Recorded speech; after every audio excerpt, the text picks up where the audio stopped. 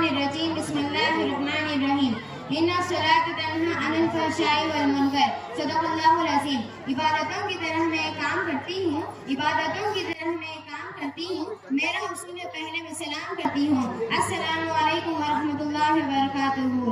عزیزان محترم، بزرگان دین، اساتذہ اکرام اور پردے میں بیٹھی میری پیاری ماں اور بہنوں، آج میری تقریر کا عنوان ہے نماز کی اہمیت۔ اللہ پاک کا فضل و کرم اور اس کا احسان ہے، اس نے ہمیں اور آپ کو اس جلسے میں جمع فرمایا اور کچھ کہنے اور سننے کی توفیق عطا فرمائی۔ یہ قرآن کی آیت جو ہم نے پڑھی، اس میں نماز کا تذکرہ کیا گیا ہے اور بتایا گیا ہے کہ بے شک نماز بے حیائی اور برے کاموں سے روکتی ہے۔ مذہب اسلام میں سب سے اہم ترین عبادت نماز ہے، جس کا ذکر قرآن کریم کے اندر 700 مقامات پر آیا ہے۔ نماز کی اہمیت کا اندازہ اس بات سے لگایا جا سکتا ہے کہ قیامت کے دن تمام چیزوں میں سب سے پہلے نماز کا حساب لیا جائے گا۔ اگر نماز صحیح ہوگی تو تمام اعمال قبول ہوں گے، اگر نماز ہی خراب نکلے تو تمام اعمال بیکار ہو جائیں گے۔ اسی وجہ سے اللہ تبارک و تعالیٰ صدا لگا رہے ہیں، ہمارے سینوں پر دستک دی گئی ہے اور مطالبہ کیا گیا ہے کہ ہم اور آپ بیدار ہو جائیں، اپنی آنکھوں کو کھولیں، اپنے مقصد تخلیق کو سمجھیں اور غور کریں کہ اس دنیا میں ہمیں کس لیے بھیجا گیا ہے، کس مقصد کے تحت پیدا کیا گیا ہے، ہمارے کیا کیا فرائض ہیں اور ہم پر کون کون سی عبادتیں واجب اور لازم ہیں۔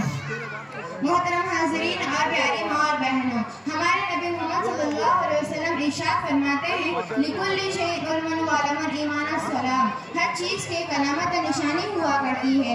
ایمان کی علامت نماز ہے اور اہل ایمان کی شناخت نماز سے ہوا کرتی ہے۔ پہلے نماز کی اہمیت کو سمجھیں اور اس کی فائدے پر توجہ دیں اور اس کی قدر و منزلت کا اندازہ لگائیں کہ نماز کے علاوہ جتنی بھی عبادتیں فرض ہوئی مسلمانوں پر، وہ تمام احکام اسی دنیا میں نازل کی گئی ہیں اور جبرائیل امین کے واسطے سے فرض کی گئی ہیں۔ روزے کا حکم دنیا میں نازل ہوا، حج کی فرضیت کا حکم دنیا میں نازل ہوا، زکوٰۃ کا وجوب کا حکم دنیا میں نازل ہوا اور ان تمام میں حضرت جبرائیل امین کا واسطہ ہے۔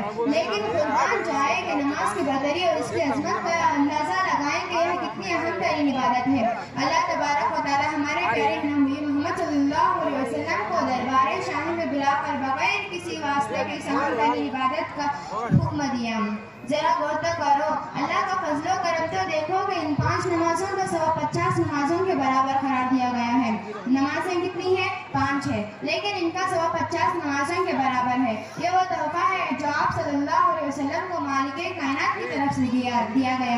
یہ وہ عطیہ ہے جو ایک حبیب نے اپنے محبوب کو دیا ہے۔ یہ وہ ہدیہ ہے جو خدا نے اپنے چاہتے پیغمبر کو دیا